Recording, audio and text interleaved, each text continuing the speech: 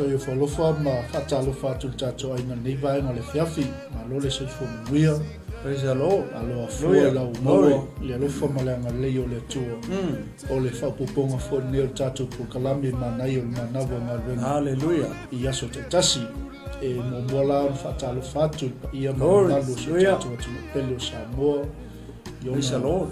tu langa mo lunga se yo lava i yalo ma fanau so tato wa tunu o le malosio kalesia Iele tua. Iele tua nei vai no le fiafi Glory. Hallelujah. lewa tato toi filoi ia i lungo peo ngalo lea a wale tato po kalame ia fiafi tasi maloso i pumuia malota watai malo Iele i le tua. whaatotoa i tiutu mawhaibol nei aso peio na whenga iai a talo whaatu i le au whainga luenga tofia le tua i so se whata whaitaulanga i so se mauta ma so se lawa Yeah. malo Glory. le tapuai malo le talo a talo whaatu fo i le so tau le uso au na isunga to inga ia le atinu u malo fulu kai whai on toi maua se av noa Ia le tua. so tau au ai ngā ruenga le tua ia le tua le ni vaenga le Praise fiafi the o Lord. melo sunga Yeah. Manui pastor Iele tua. Mau al malosi. Iele tua no. Ola na fa malolonga foi tangata. Ia matato uma ni fefi. Ia mi se vai le sunga le. Fa ton. Ia mi se foi ia na ia tato o ma pa anga. O fie pe. Ia mul ta ia pe ia nei ala leo ma nei ala ata. Ia mana pokala me ia so te tasi pasta. Iele tua. amen e ile natu le tinu le utanto ia ile manavo ngā ruenga ne fia Ia, iele tua. o le asolua ile sfulu walu e te electu lai wha le wanga e toli tato po kalami fia lava se Ia mea le lo tua. tua ua mai e tono lo sa i lunga le ala au anga ia tu moto malao fatalo atu le Ia. fiafi swafa Ia le i tua. su au na le tua le au whinga ruenga uso le tala lei i ia le tua malunga lui Ia. ma lo le wha malulusi Alora le sai yasu fe mga luengo ne yeso. le ua fole le yasu Ia, iele tu tua. pea le anga lei o le tua i le uki gasis Io. Sekia, fai fifia, Ia. fai me fifia, ngalu fa maoni. Iele tua. amen atalo fatu tato ai lungo penga tfailangi Ia le tua tua. masani o le mafutaina o tato po kalame Ia, iele li. tato o mpaanga masfo il tino ke viso Praise the Lord. talofa lava ia ne fiafi ia o le fai mali Ia, ia. awal so o fai ale fiafi o le so lua le alava o tato o nga mali atu Ia. o nga tono le yaso Ia, iele tua. e o lia lota e o lia lufo le tu o ma foi vai yaso Foi bem so. Fai le mu. awal fa vesia Ia. tau tu Ia na le tua. ia le pisi o wala Ia. to al tai ma ia lava pale lava le sai Ia. ke mi pisi angela wala le tu Matala. a pe foi kai ka atu wa o ma la ka fe lo mai Foi le hadia.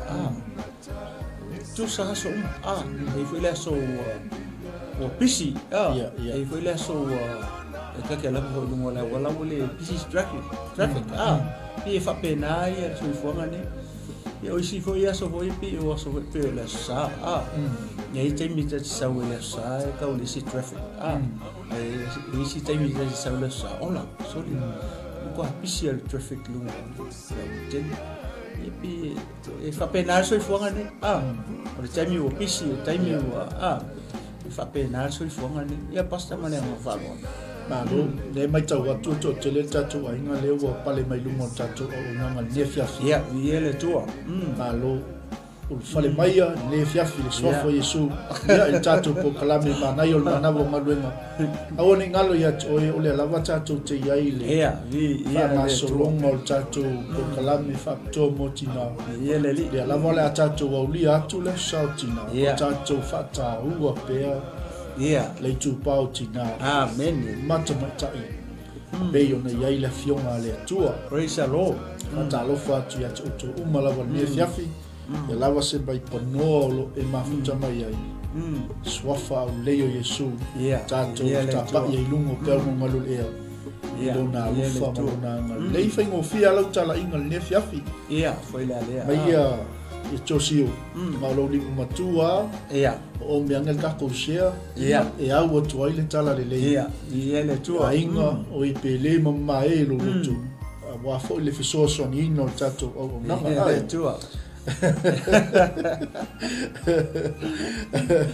lima tua tamu lima tua anga vale kasi nga ka un fa mala le meringa o sio mantua o le fa uina o fai taulanga Israel fa o talinga tau fa o lima tua la tau le uina na of city tau na fa mala mai e tauso ia langa lua lima tua tangata lima matua tau fai lau tala inga le fiafi e share to aile upo le tua lau fa nau tu lau ainga o le tino ke viso wala wa matutue na au ia mala tangata alanga lua lima tua tangata ale fa mai o lima tua tau o lima tua le e te fa nga ke omi e mo imanuia mai ke o se lo lima tua ele matua ia tangia le mai la lisli matua le don't touch le fe mai o fulima o mai lua ele sis de oile le se li matua li talo fa lava mai tatu fatunga le ia tatu taliu mai tatu o tatu manai le vai no le fiafi praise the lord vi ele tua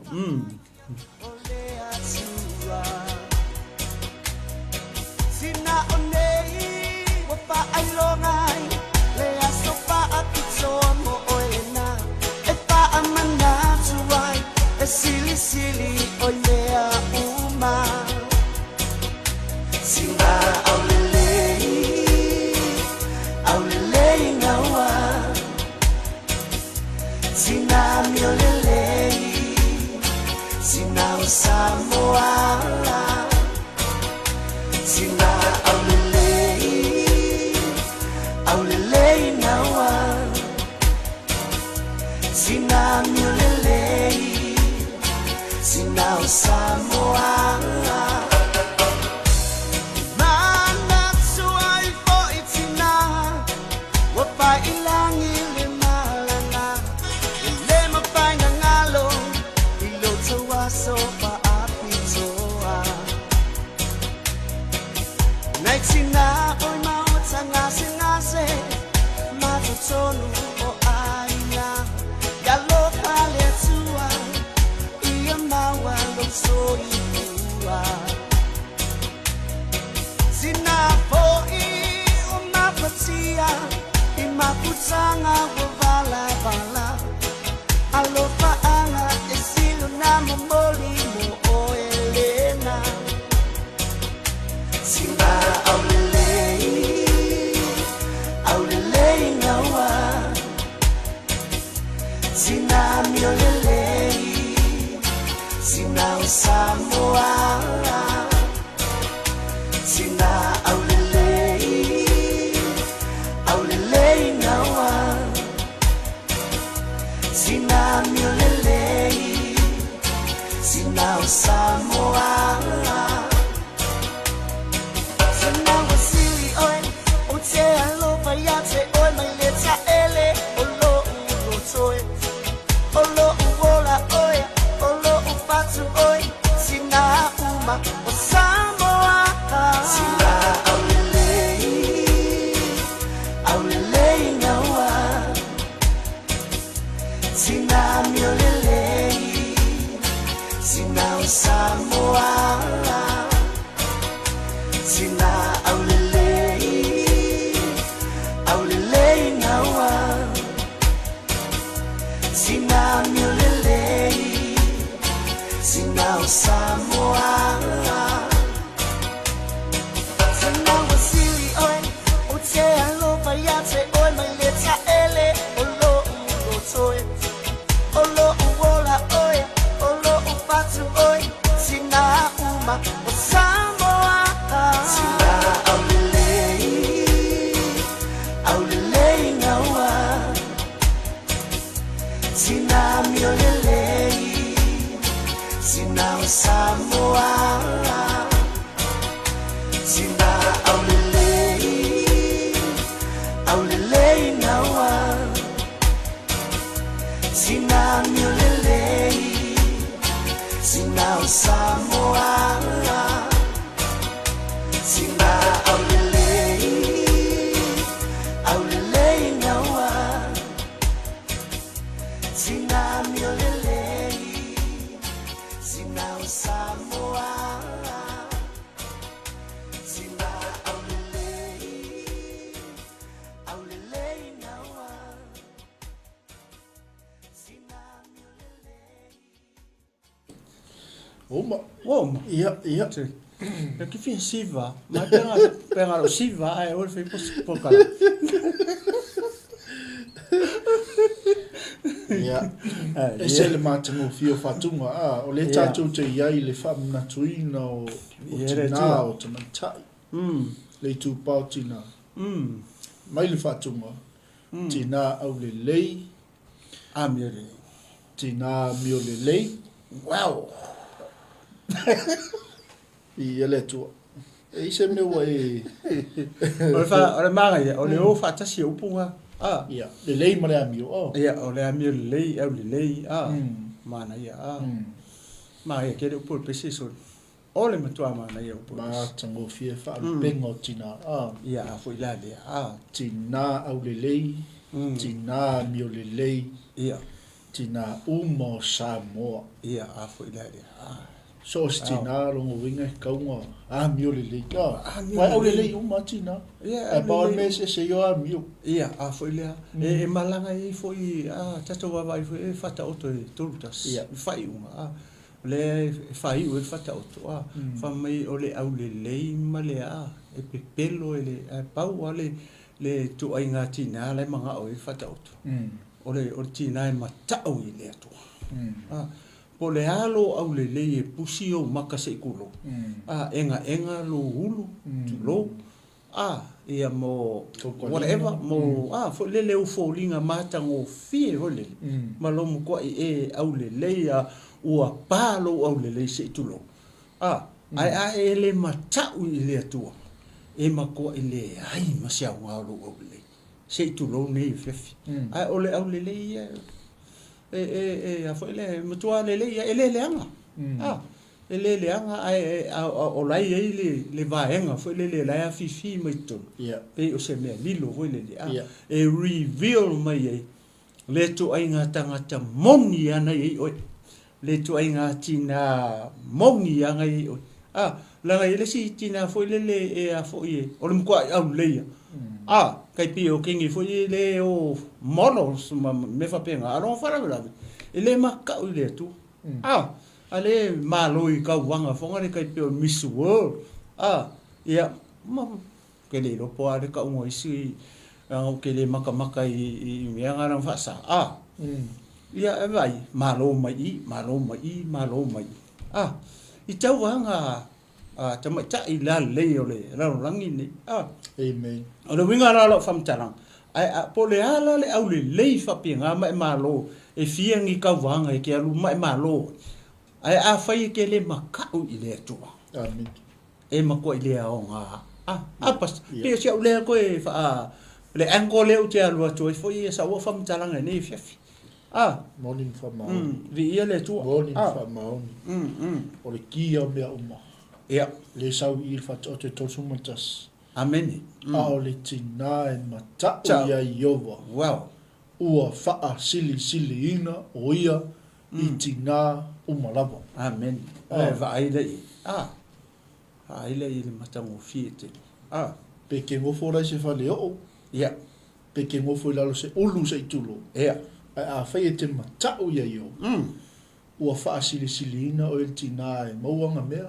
ia mau o ta mau ainga ia malo so o ka vanga sa vali ngol ka pe kala mumu ia foi le ale kau kalinga la ia fai le pale malo i ta vanga me fa penga e mo ko le nga pa le matau le tu pio le se senga amen le tina foi le fie me o le olanga ma me o tino ni ma le tina e fie lai sa ili mele lunga mele su ta pe on sa pule ka share to ngale la ta ya vi ele tu malo fa ele li le ala wo tau ta tu taimi tolu suma tasi minuti lo te le tu la fa sa eu sa kuka fa ya au ke ko ya wesi au te to ya wesi mal tato por kalam masia la le tu pautina fa la le la ko wa tu tato por kalam ni vai ngole fiafi o le ta u o tina i to tonu ainga ye na to le ta tal me fa solo ye le tu na wese sila mai sa mo tato tu si na we lunga screen rutolom ta po fa la nga ia tol tato mana i ol vai nga mo le ta po fa ale wo mo na tato tal no me ta mo ta po lua ta po tolu ia le tato ia in ta po fa ni vai nga le fiafi amen ye le tu ole vai sa lente nei le na ma fa i wo to ile fa i ngo le mata po tolu le ala ole a mata foi le fifi ne mata po fa ono ole tusi ruta nga le fa ia mata po chapters e fa o le fie foi le fa mtala ia le fa fine le anga ole fa fine o nu ese le ese ngu o sa wai ele o se fa fine foi le na fa na mai tono le foi le o tribe is fulu Israel tai beila o le tribe le o sau i tono le o sau tono le tribe o Utah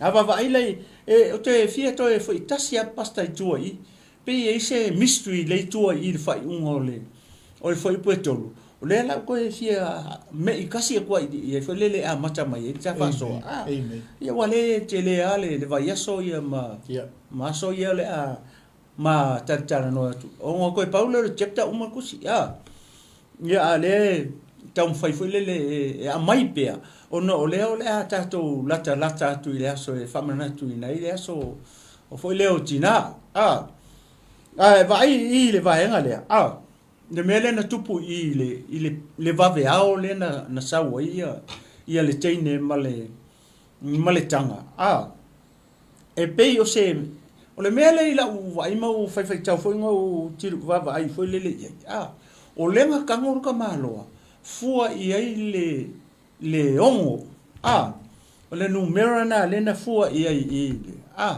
ai mana tua o le kaimi mua le fako a halu ai ia ruta i o ia po ase se mea ka o se po o aso male alu ai le tene o e whainga luenga o le au e fōringa mai la foi le pava vai le media o le pe a tangia mai o longa winga o le ao o le alu e whainga luenga le sau ma mei e sasa mai tātou te le o le open ko e ku e ko inga sisi lua paunga po le sisi mea fonga le on top i mei e ao le fafini saula mai o le ao la ele ai ma se tala le fiongo pa ia le tufa penga i se ponga alu ia foi le ruta i o ia posa lai fai sisi o le kaimi mua le fato alu ia ruta i o ngole po o le kaimi le lewa fasavili ale wa umra sisi lewa mata ona fasavili ale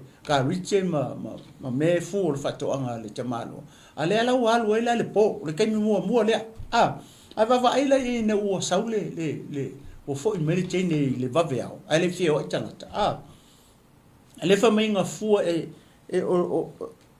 o le ono le mamafa va i fa petania fa mainga nga wei apole e tama loa ia longa winga pe skalfa kai pe ongo paunga pe ongo kilo pe se me fa penga le mamafa o folele o karicha ia nga sauma ma ruta le vaveao le ala o sau i le o sau lo i fai aku lo ia le o fa u fale mai lo matua le fesi le ku le ala wa ka u mai lo ala ia o le kala la le nga fai mai ele e ruta ile ia naomi fai mai po sa awangi e alu fu le tina o lautane a ke kilo le mamafa o me ia sa uma maruta e ongo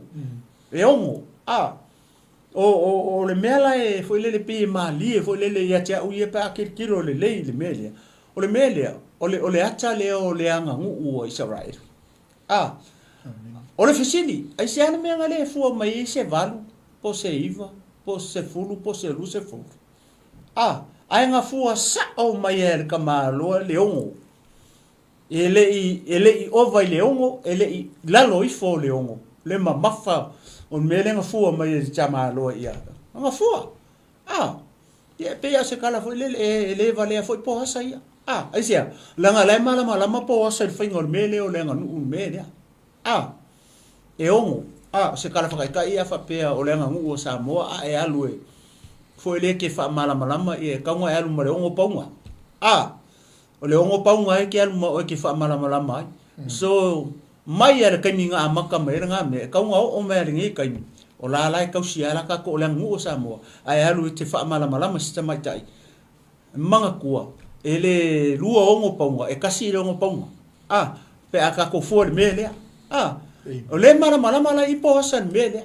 ale wa sau ia le tene i le vave au le ai ka ngo kunga ia fa makala kunga e mala mai na o mi mele mala mai po asa ai le mala mai ruta ai sia le nga ele o sanga ngu le ai amo api pau atanga te o le mala mai fainga le nga ngu le makufa pea nga o po asa le nga fua mai le ongo malelo makua ale wa sau e ongo pa fela na tatu lo o i nga ka ko ngofo ma ka ko mafo fa u fo lele ye o me ia nga sau ma le tene le au ele i fa matala kele mai pe kai fia me nga mai ma sia me nga mai posa e sei me nga o le kingi le nga ka ia ma ku kanga lai ka mai o se me fo le extra ele o ka o mai pe fia ngi se extra nga ku o e posa i aso ia le wo to ile au le ala wala ku le po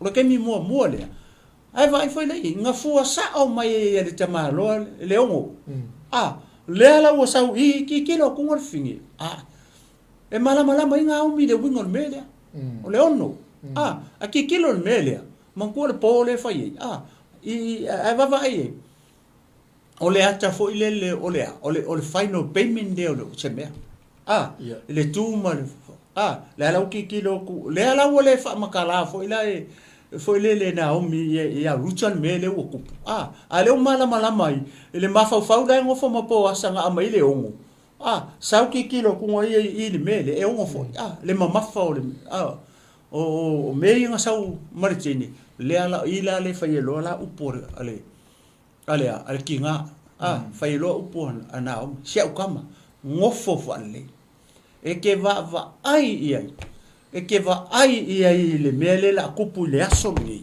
ele ngofo le lei ia le kamalo ele ngofo le lei po asa se ia fa ka mu se ia ka mu le mele le aso ni o le mele le o lo e ruta o le lo o le lo na o mi langa o le tumalanga nu le a Israel o la mala o la ilo fo ila e posa le nga mele la fai o la nga mele la fai le la alu lo e ave kai pe o le ko mi fo le la ave le court le la ave le famasi nonga ia le ia le chaine po me uma le i wa manko le woki el meleka e va ai le la fa solo tu i le tala fa mai le kala le a ko le a po sanga o saula le o mala malo lo kai e sa o le ia e mala kai o leva ngai o le fai koko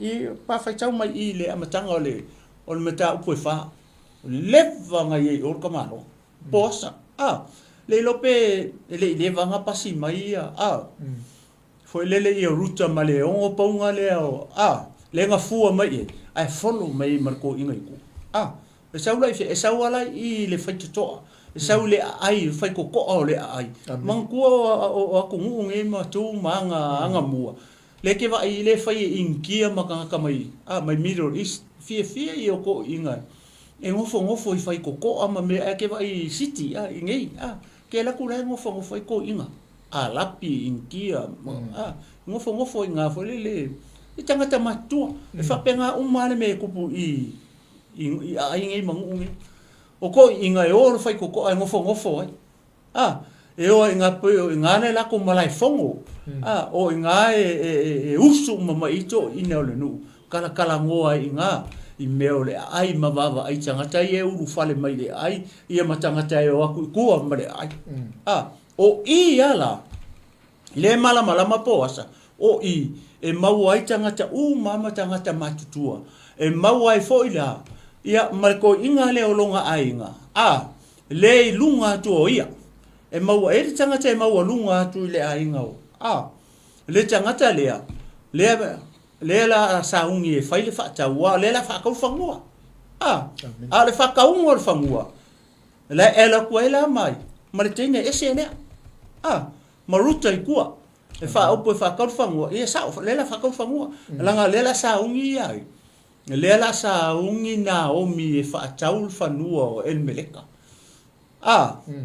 nela o mela manga ye foi le o le wai loa le wai loa foi le e po asa le mele la foi ki kilo e pi mali foi le pi mali foi le pa va ele foi ngore mele ya la wa saulo ai alu lo fa mai si au kama ngofo vali au ngi I alu se me ke va ai le mele ke va ai le mele la kupu le songi ke va ai ele ko ngofo le ia po asa se I longa e fa ka mu mele le songi e sa o puia o le aso nga ka mu o le mele nga ka mu o nga mau ai e po asa fa ka ia mau ia ruta inga ua musu la le kangaka le olonga inga le lunga ko ia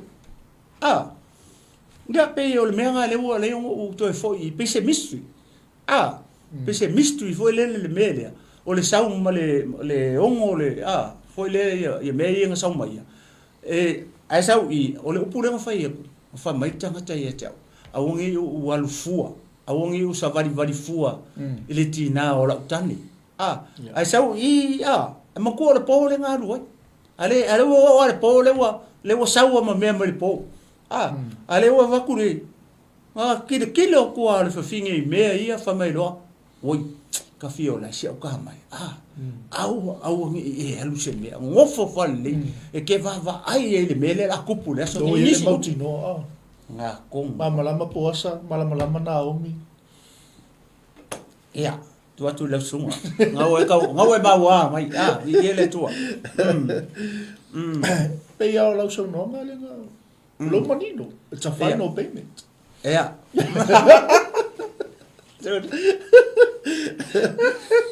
what te ilo matua nga lula nga kama o kausa ili se fangua ia foi la kausa ili se tangata e alofa ia te ia ai foi ia kuma e fo ia kuma le me ato ia foi la wow mala le na o mila ile tu mo le nganu ua ayutai mai lo ia Dota a fine aua ke koe alu se si fangu ia ngofo inga ao inga ia fama ongi inga muli ina mlea la o le magai mo le mali o jana le pasta foi le I upu le nga fai le kamalo ia to tongi e ova ia te o ia foa I mai le tua se kaui keli amene o ai le o nga fa ki ngo me ia oi la o ko ngo fa ai ma ko e perfecta ia la o ngo fa ai ma I pule ke mo le nga sa we la au ke me nga le o manga fa interview o yo o le nga fa ntai ia o le sa va ia fa nga ru ia la nga le po o se lo po le yo ke lo fa ko po sa lo winga la o fa mtala nga foi le Aleluia. Le manga I o le mele. Ma ko le nga fai e. O le kai mo mua nga fa pa u le ke ngima. Fa o ma ko kuli mi fai kamano. Le kai ni mua nga. Le fa ma kamano. Po sa. Ia to tongi o vai ke o. ia foa I mai e le atua o isa elu se kau I keli. Ai ka ko va aila I o le ia ali mai se me ka o se kau I po se kokongi po se a. O le process le mea. Le tu la ia o upu ia nga fai le wa makanga le wa makanga lu e mai le atua e fa ka ngu upu ia. O vai ia. Nga la sa male ongo paunga le sa mai le va veo. Anga ke le lo. O le final payment me la sa mai.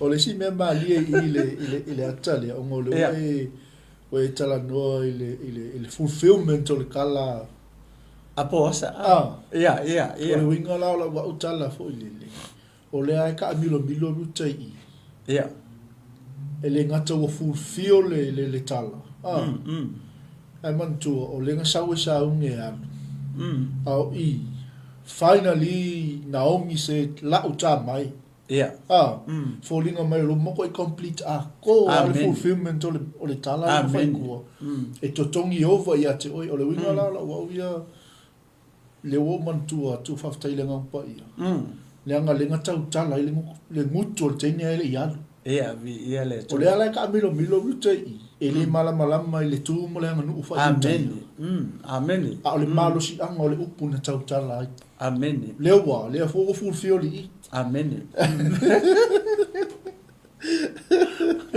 ia le ole matua ma ia ole tala le e umma upu le ngana ele me fainga ku fa makala le lo loko le lau kele mane mau lunga ole upu le tu amen pa wale o se mea kau ke lo ta tu that's it a tonu fo le mate fa so atu nei fi le va le vai niu le se kulo le kele yo ngi mea ngai musu atu le nga pa ia te oi le ke mai mo mai le fi e nga lue atu le nga ngore tu ia o le si tanga ta o le make fa so ku I le media anga wa ngai ke ngofo ma ma isi me kele nga fa mala tu le nga pa ia te e winga le fasifai ka le ma le media o le lo le tene po le e paua longo winga e ka mai saulo se tanga ma se ko nga ma fa pe o se me au mai I se tane po se tangata foi le la fo kange pe foi le fie manga o e fie fai po I se tau po se fa finge po se kenge po se o longo winga o le mama fa le o le me fo se kala fa kai e ongo kilo pe se folo pe ongo paunga po le mama fa o vai le wa sa mai nga ke le lo nga ke le lo o le afoi o le final payment me le sa mai le fa fenga ko lo le lo makua nga kango ko lo makua fa pe lo makua o le kule al mako o ku ia manga ayutaia e sa lo le ka mai marke le fa pe man mama fa pe ro winga ia o ko kongi de o le kau de mela le lenga ka kala ko lo o le mema nga ia fo le story ma le kala ia kia fo ele ka ua fo ele lo makua le winga o le mea le winga le ongo le nga sauma o le ka o le ono o le ongo o le so fo le na fai ele tangata le so ongo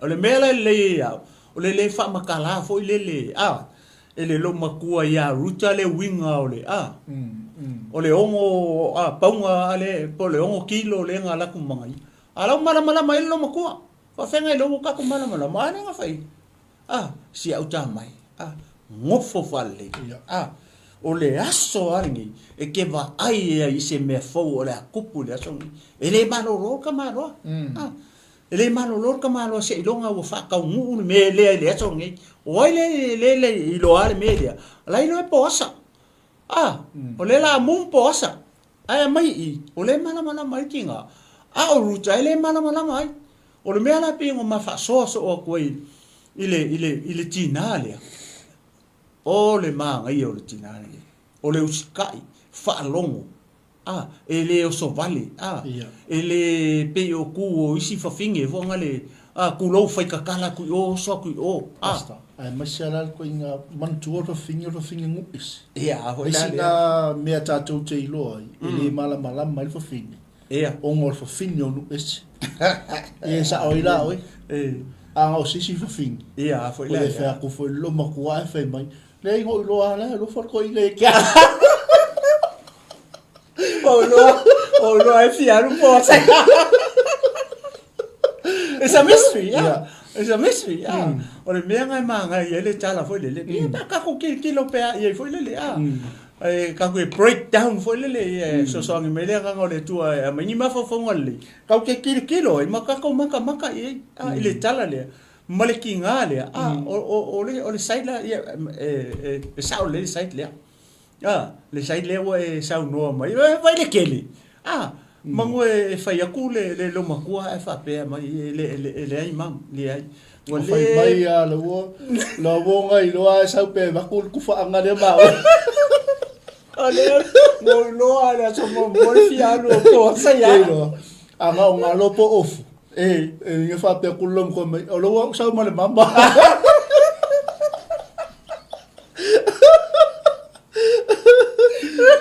o se o malelei foi mucha to ia tu avi vai ile enta me to finge no pese ia se kai mi Italia tu ai le se kai mi e fai ko se tala ia nga lua kuwa ko ngeki na o mi malama le mingoi mai pos ia wow stay where you are ia ele malo lor ka ngaka le se ia fa tau nu le mele ile so le so ngi ele ko skai ile aso ngi ke va ai le move po sa le la fai ole ma ia fo le mo le tipo le tu le fa nga inga le tu le fo fingi ese aka ko ngofa mo ka ko ma fo fesili ole me nga le fa nga le tu se fingi Israel po se sai ta po aya e a mai e fo le ilanga plan fo le le nga i lumo fo fanga le tu o i ka ke loi e lo fa le tu i so ska nga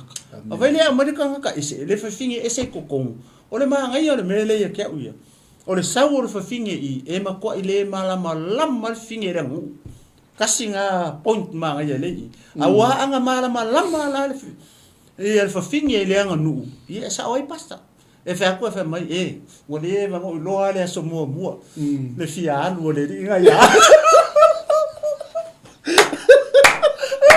ki ga i lo ke lai ki ara manga o mai ya o i fa lo we aku no ma se kaminga ai fa i vi mer ma ka ya lu mon ka me ai vai o i o le a mai se fe au vo le mo ka ko mo ka ko ile tala le ia sa le vai ele malama ma le o pa nga le sa mo ia Power changa tele mala mai. O nga o mi mereka ngaka nga mai le o ponga le nga mo mai di papea. Le ala o ka kala kulo male lo makua. O wa mala mai le tu male nga nu o isa en. Va ai o sia o kama. Ngofo vale. Ke va ai le mele la kupo le atsal ke ya. Ele malo lo ele ko mapu ia po asa so. Se ilonga fa ka ngu mele le so. Ora le mea. Ngai loe rutan mele la fai pos. Ya tonu o langa fa makala yo. Ile po, ale fucking onga la. Ele fai ngofie. Ai sia, langa ila ka ngaka o longa inga le lunga ko ngai. Or ka nga e mo fai langa fa ka. Anga fa ka. Le que acá de que fa makala ko se o lo que aka o le wa ngai o fumba ngalo le ka die me la mala le ya lo mo vingo ko dua le o la ni fa ka malo o venga le o dinga baile le me se pequia ngala o ko piki apora me Ele se pique o gole taina umbi wa ya ele ongo pongo me ka manga o mala o ele wari ka ongo po ya koko ngala o ku mo taina me ka manga Oi fai le manga yo kala dia. Ia mongi fa mau. Anga lama ia ruta ile anga nuua a yuta ia. Ia sa oi pasta. Mangue la ku ro fa ko lo maku se o ka mangofo fa le. Ia ale mangue fa ko lo maku fa pe mam. Se wale vangu loinga. Le so mua ngo wan wai ngo loinga le ia le fia lo le linga ya. Wa vai fia lu foi ya. Le ma sa wa mai se ko wa ma ko se ko ko ngo ngo sa ma ya mang ko. Ia lo tsa to. Ia wa vai ya. Au fe so. Vai lo kan ko o ngalo ma o fa. La fa pesi lo mo ko mas ko ingole o fa mala manga ka ai lo fa ka mo fer ko. Sister.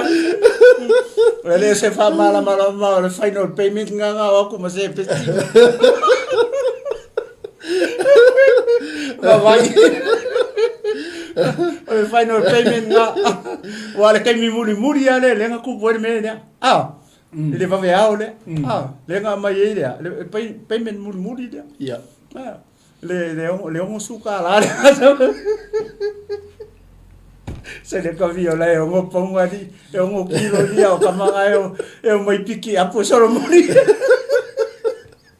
e solo muri mai vana kamanga ko iku como ya ya oila e matango fie ke le kala pe o fa ko le walo ko ki mo maka i pe se mystery ya e fai un hale e lo ala i upu ia ke se o kama ngofo fale ke va ai le mele la kupuli ason ko e va ai le se ele ko e malo lo po asai se longa e fa ka ngu le mele ason le la ngofo le ele ko halu se me ia le tenge ia la wa maka mai lo ia le chapter 4 ia vai o le va pe o le kai ao ale wa i le fai koko ia po asa no manga ave fai mo final payment sa lo fa kari fai koko